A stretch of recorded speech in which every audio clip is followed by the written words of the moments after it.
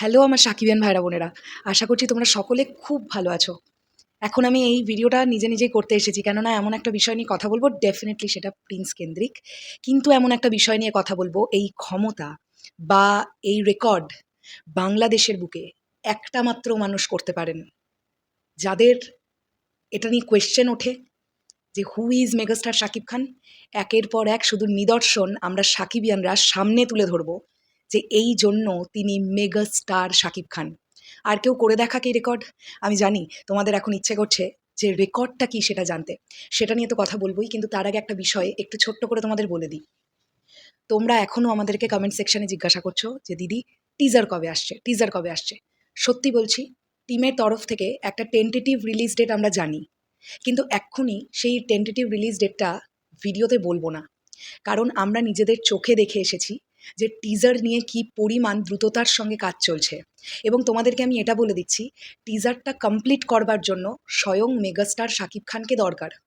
তো megastar Shakib Khan most probably আগামীকাল থেকে প্রিন্স টিমের সঙ্গে আবার জয়েন করবেন, অথবা উনি আবার ফিরছেন, মানে প্রিন্স টিমের সঙ্গে জয়েন করতে ঢুকছেন।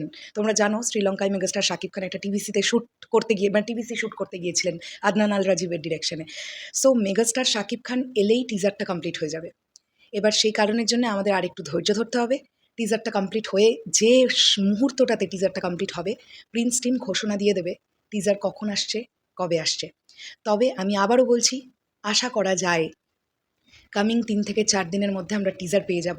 সম্ভাবনা প্রবল।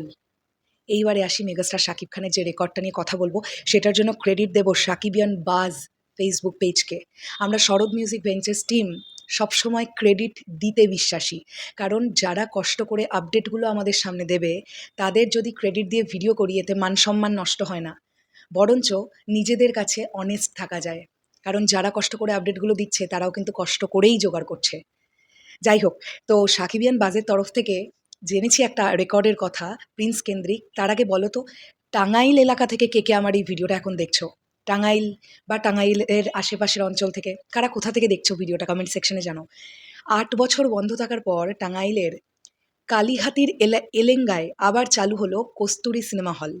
নতুন ব্যবস্থাপনায় বর্তমানে প্রদর্শিত হচ্ছে শাকিব খান ও ডিপজল অভিনীত চাচ্চু, আর ঈদে মুক্তির পরিকল্পনায় রয়েছে শাকিব খানের প্রিন্স। এই যে ছবিটা আমি তোমাদেরকে দেখালাম, এটা সাকিবিয়ান বাজ পেজের তরফ থেকে আমার চোখের সামনে এলো। 8 বছর বন্ধ পড়ে থাকা সিনেমা হল মেগাস্টার শাকিব খানের দ্বারাই, তাঁর অভিনীত সিনেমা দিয়েই আবার চালু হতে পারে। ওই জন্যেই সিঙ্গেল স্ক্রিনের অক্সিজেনের নাম দ্য মেগাস্টার শাকিব খান।